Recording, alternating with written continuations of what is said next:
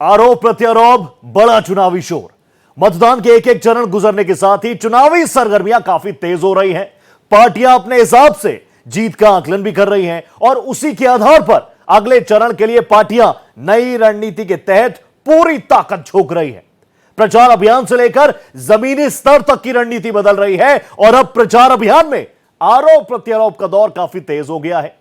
Bharatiya Janata party ने भ्रष्टाचार और परिवारवाद के आरोप लगाए और इससे बुरी तरह से हाफ रहे विपक्षी गठबंधन भी अब अपना मोर्चा संभालने की पुरजोर कोशिश कर रहा है। इन मुद्दों से मतदाताओं का ध्यान बटाने के लिए विपक्ष ने बीजेपी को घेरने के लिए नया मुद्दा उछाल दिया है और उसने बीजेपी को बचाव की मुद्रा में ला दिया है, बैकफुट पर ला दिया है।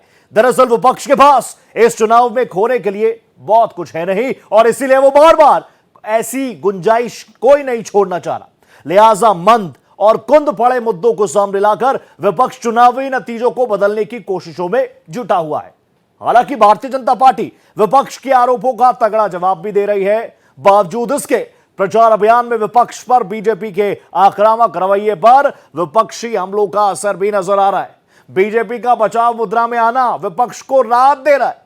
अगले चरण के लिए किस तरह से बदली है पार्टियों की चुनावी रणनीति, इसी पर खास है हमारी ये पेशकश आरोप प्रत्यारोप, बड़ा चुनावी शोर।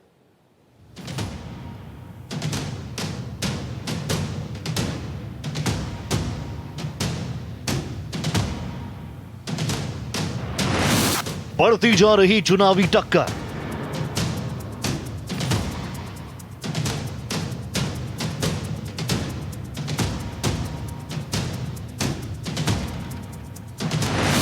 अगले चरण के मतदान पर नजर।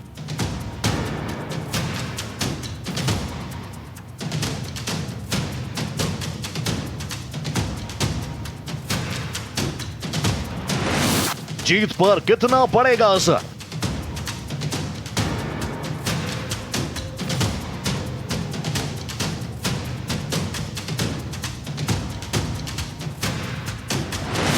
पूरे हो चुके चरणों का आकलन,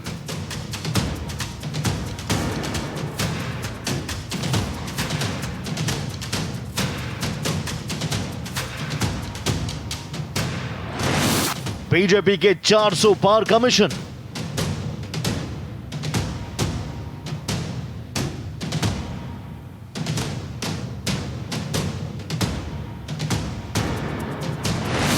पार्टियों ने बदली अपनी रणनीति।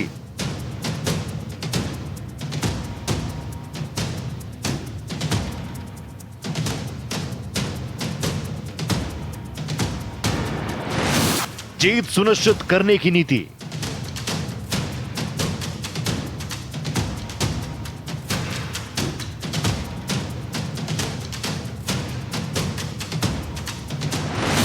प्रचार में दी जा रही धार,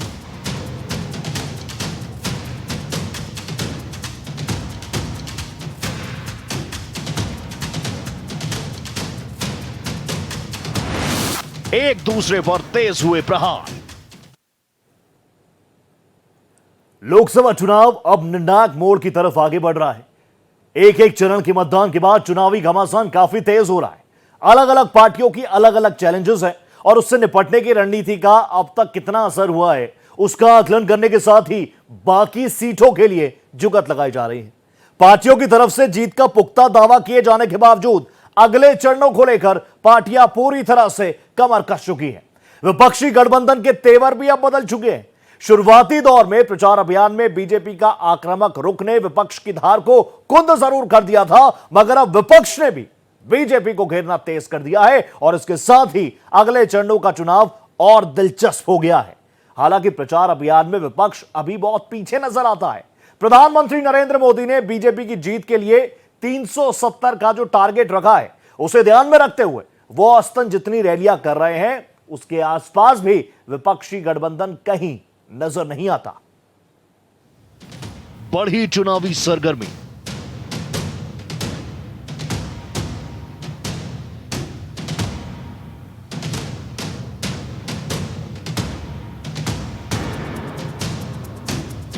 लोकसभा चुनाव बेहद ही दिलचस्प होता जा रहा है। अलग अलग चरणों में 190 सीटों पर मतदान हो चुके हैं।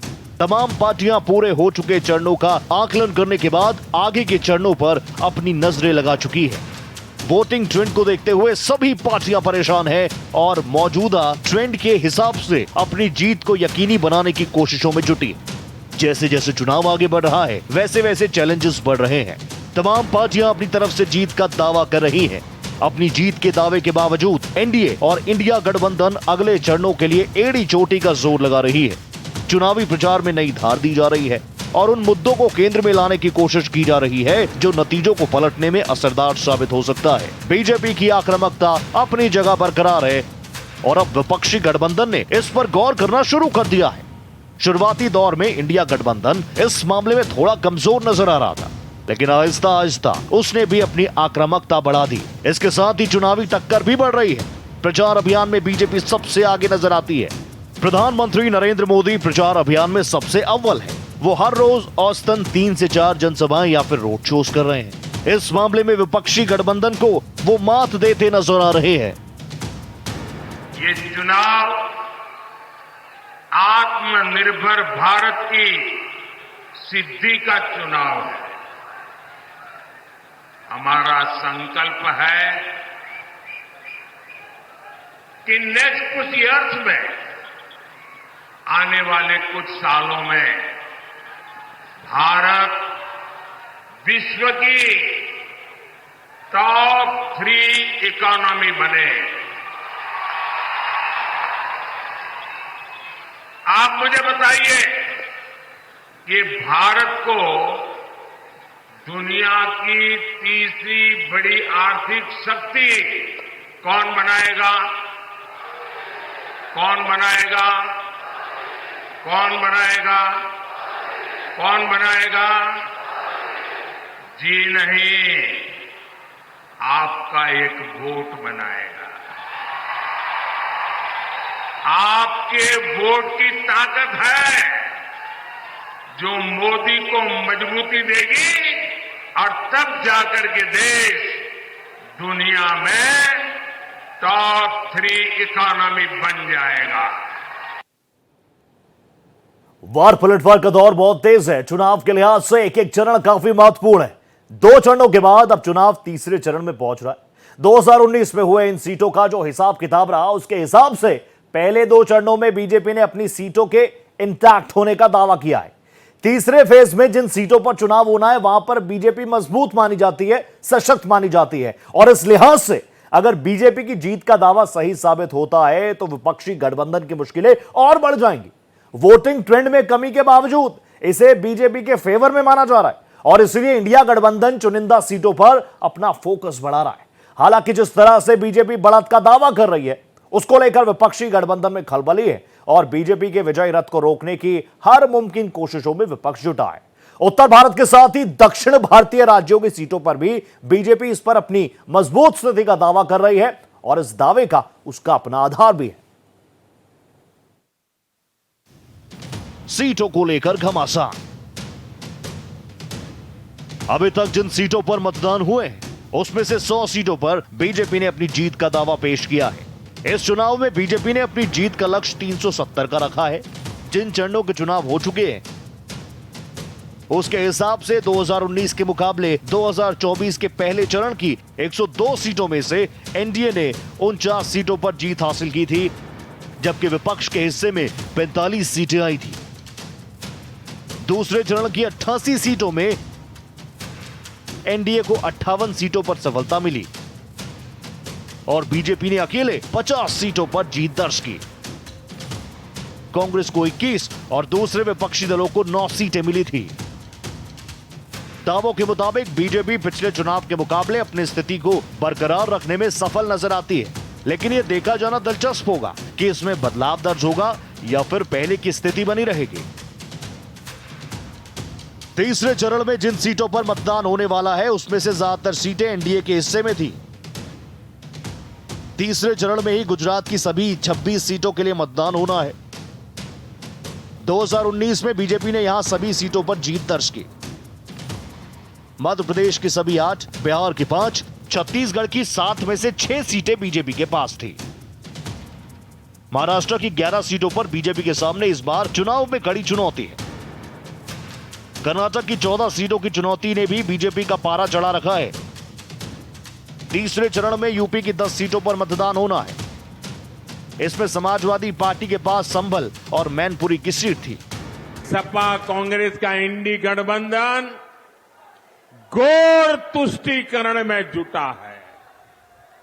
24 के चुनाव में कांग्रेस ने जो मैनिफेस्टो जारी किया है उस पर 100%, और ये मैंने पहले ही दिन कहा था, आज नहीं कह रहा हूं, कांग्रेस के इस बार के मैनिफेस्टो पर 100% मुस्लिम लीग का थप्पा लगा हुआ है, मुस्लिम लीग की छाप है। कांग्रेस का पूरा मैनिफेस्टो सिर्फ वोट बैंक को मजबूत करने के लिए समर्पित है। हमारा मैनिफेस्टो देश को मजबूत करने के लिए समर्पित है। भारतीय जनता पार्टी प्रचार अभियान में शुरू से ही विपक्ष पर हमलावर रही। यह उसकी चुनावी रणनीति का सबसे मजबूत पक्ष रहा है।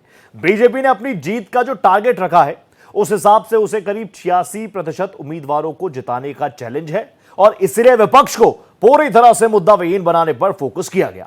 पुराने और नए भ्रष्टाचार के साथ ही परिवारवाद का मुद्दे पर विपक्ष को पूरी तरह से हाफने के लिए मजबूर किया गया और विपक्ष इस घेरे में इस तरह से फंस गया कि उसके लिए उससे बाहर निकलना मुश्किल हो गया। मगर अब तस्वीर बदल चुकी है। विपक्ष ने अब बीजेपी के खिलाफ एक नया नैरेटिव सेट करने की कोशिश की है और इसने बीजेपी की जवाबी मुद्रा में बीजेपी को बैकफुट पर ले आया है। विपक्ष के इस अप्रत्याशित हमले से बीजेपी सकते में है और वो अपने बचाव के साथ ही विपक्ष को निशाने पर लेने की रणनीति पर अमल कर रही है। रिपोर्ट देखिए। विपक्ष हुआ हमलावर। प्रधानमंत्री नरेंद्र मोदी और गृह मंत्री अमित शाह यूपी के सीएम योगी आदित्यनाथ धुआंधार प्रचार में लगे हैं।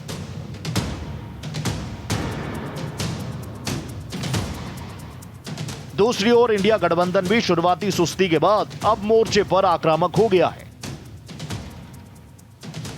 पीएम मोदी के मिशन 400 पार के लिए सभी लेवल पर काम हो रहा है।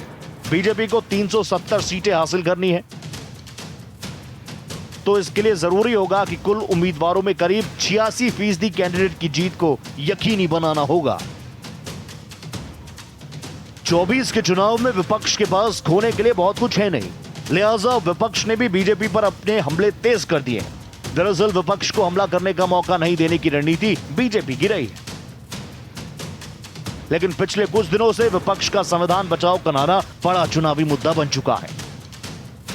इंडिया गठबंधन नैरेटिव सेट कर रहा है कि बीजेपी 400 पार का नारा इसलिए लगा रही है कि देश में बहुत से कानूनों को बदला जा सके। विपक्ष मतदाताओं को यह भी समझाने की कोशिश कर रहा है कि बीजेपी सरकार वापस आती है तो देश में दोबारा चुनाव होंगे ही नहीं।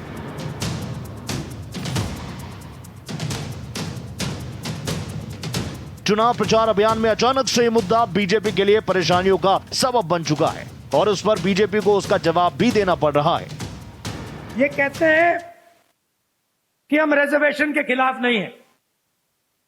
रिजर्वेशन एक सोच है।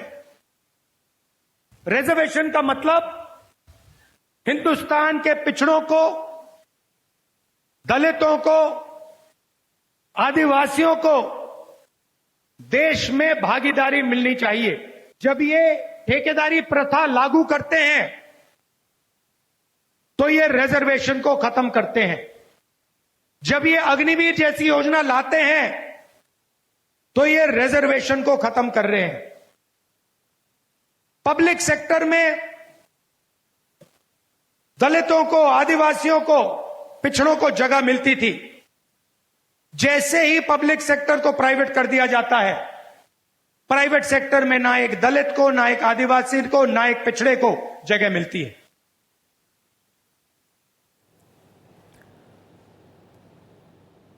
चुनाव में आरक्षण पुराना राग रहा है, मगर इस बार इस मुद्दे को विपक्ष ने पेचीदा बना दिया है। विपक्ष इस मुद्दे को इस तरह से तूल दे रहा है कि अगर बीजेपी की तीसरी बार सरकार बनती है तो देश में जो लोगों को आरक्षण मिल रहा है वो खत्म हो जाएगा। इस मामले को लेकर एक फर्जी वीडियो जारी करके नया सियासी बवंडर पैदा करने की कोशिश की गई। बीजेपी के लिए यह एक जोर का झटका साबित हुआ। प्रधानमंत्री नरेंद्र मोदी, गृह मंत्री अमित शाह ने इस मुद्दे पर विपक्ष को जमकर फटकार लगाई और इस पर अपनी सरकार की कोशिशों का हवाला भी दिया। बावजूद इसके यह मुद्दा बीजेपी के लिए काफी चैलेंजिंग बना हुआ है और इसे विपक्ष अपनी एक बड़ी उपलब्धि मान रहा है। फिलहाल इस मुद्दे पर बीजेपी और विपक्षी गठबंधन के बीच घमासान जारी है और इसने चुनावी प्रचार अभियान को एक नया मोड़ दे दिया है। आरक्षण के मुद्दे पर are par.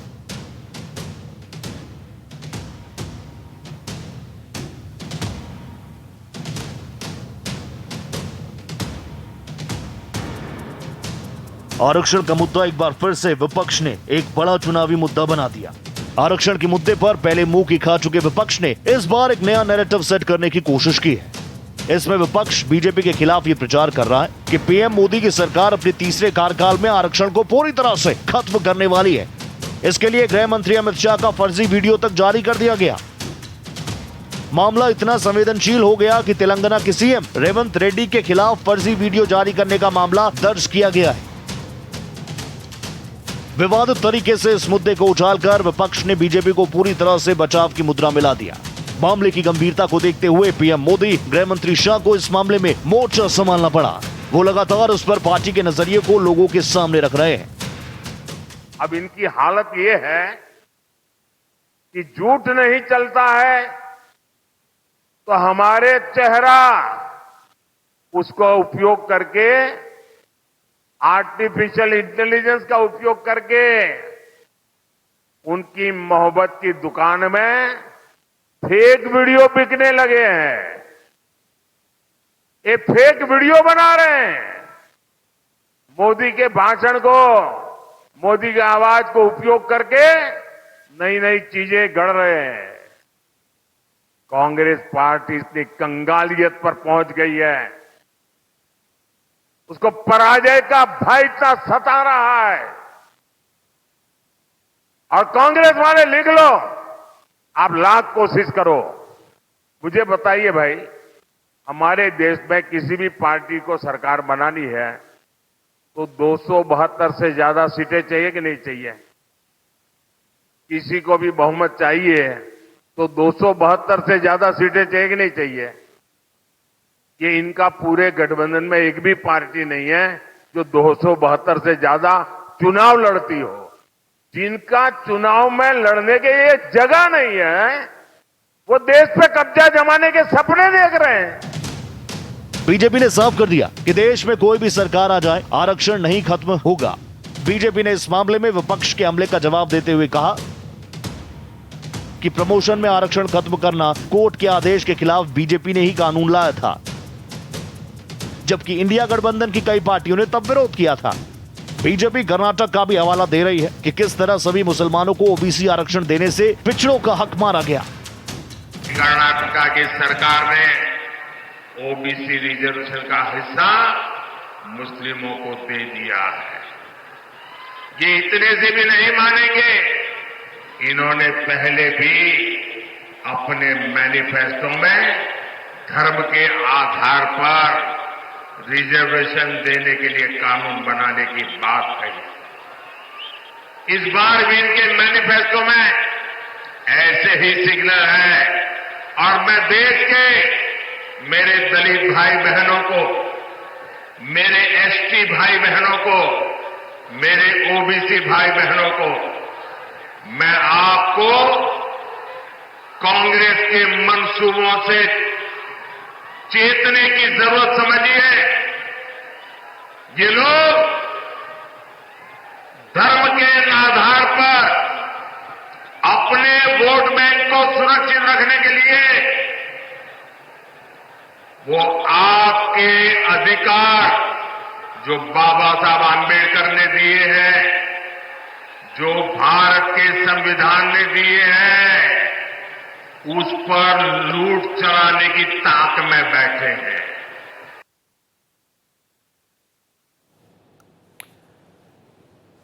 Bharatiya Janata party इस बार बड़ी जीत के लक्ष्य के साथ आगे बढ़ रही है। अपनी जीत को यकीनी बनाने के लिए बीजेपी हर राज्य पर फोकस बनाकर चली है और इसीलिए उसकी सशक्त चुनावी रणनीति है। इसमें बीजेपी ने अपने प्रचार अभियान को शुरू से बेहद अग्रेसिव बनाकर रखा। बीजेपी के रणनीतिक चक्रव्यूह से बाहर निकले बगैर विपक्ष के लिए अपना अस्तित्व बचाना भी मुश्किल नजर आ रहा था। लिहाजा उसने एक नया नैरेटिव सेट करके बीजेपी की धार को कुंद करने की कोशिश की। विपक्ष का यह हमला बीजेपी को भारी पड़ता नजर आ रहा है, लेकिन बीजेपी इस बार हर चैलेंज से पार पाने के लिए पूरी तरह से कमर कस चुकी है। विपक्ष के हर आरोप का जवाब बीजेपी के पास है और इसीलिए आरोप प्रत्यारोप के मामले में भी वो बाजी मारती हुई नजर आ रही है। आरोप प्रत्यारोप की नीति। विपक्षी गठबंधन के लिए 24 का चुनाव बेहद चुनौतीपूर्ण रहा है और जिस तरह से बीजेपी ने प्रचार अभियान के सामने विपक्ष को दूर तक अपनी जीत नजर नहीं आ रही। संविधान बचाओ और आरक्षण के मुद्दे को केंद्र में लाकर विपक्ष ने एक तरह से बीजेपी के हमले की धार को कमजोर करने की रणनीति अपनाई है। हालांकि विपक्ष इस बात को भी अच्छी तरह से जानता है कि इसका चुनावी नतीजों पर बहुत ज्यादा असर पड़ने वाला है, लेकिन उसे इस बात की सफलता मिलती दिख रही है कि बीजेपी को अब इन मुद्दों पर सफाई देनी पड़ी है। भ्रष्टाचार और परिवारवाद के मुद्दे पर जिस तरह से बीजेपी ने विपक्ष को घेर रखा था, उससे बाहर निकलने की मदद इससे मिल रही है। दरअसल बीजेपी की चुनावी रणनीति से विपक्ष की मुश्किलें बढ़ी हुई हैं। बीजेपी अगर अपने जीत के लक्ष्य को हासिल करने में सफल होती है तो विपक्षी दल अपना आधार ही खो देंगे। वैसे भी जिस तरह से बीजेपी उत्तर भारत से लेकर दक्षिण भारतीय राज्यों में अपना प्रभाव जमा रही है, उससे विपक्षी दलों की मुश्किलें बढ़ चुकी हैं। विपक्ष के पास सरकार को घेरने के लिए कोई सशक्त मुद्दा बचा ही नहीं, लेकिन संविधान और आरक्षण जैसे मुद्दों को उछालकर विपक्ष ने बीजेपी की थोड़ी सी परेशानी जरूर बढ़ा दी है। मुद्दा विहीन विपक्ष के लिए ये नुस्खा काम कर गया और चुनावी रैलियों में भ्रष्टाचार और परिवारवाद का मुद्दा कमजोर पड़ता जा रहा है। बीजेपी इस बार अपनी जीत के टारगेट को हासिल करने के लिए कृत संकल्पित है। विपक्षी गठबंधन में शुरू से रहा है, एकजुटता को बनाए रखने का संकट बरकरार है। इसके बावजूद बीजेपी विपक्षी गठबंधन को हल्के में नहीं ले रही है। विपक्षी गठबंधन के परिवारवाद और भ्रष्टाचार पर चोट करने के पीछे भी यही वजह रही है। विपक्ष के पास सत्ता पक्ष यानी बीजेपी को घेरने का सशक्त मुद्दा नहीं है और आरक्षण और संविधान बचाओ के मुद्दे को उछालकर उसने एक नया हंगामा खड़ा करने की कोशिश की है। यह देखा जाना दिलचस्प होगा कि यह मुद्दा विपक्षी गठबंधन को अपना अस्तित्व बचाए रखने में मददगार साबित होता है या नहीं। आरोप प्रत्यारोप बड़ा चुनावी शोर की हमारी इस खास पेशकश में इतना ही। देश प्रदेश की हर बड़ी खबर के लिए आप बने रहिए भारत एक्सप्रेस के साथ। नमस्ते।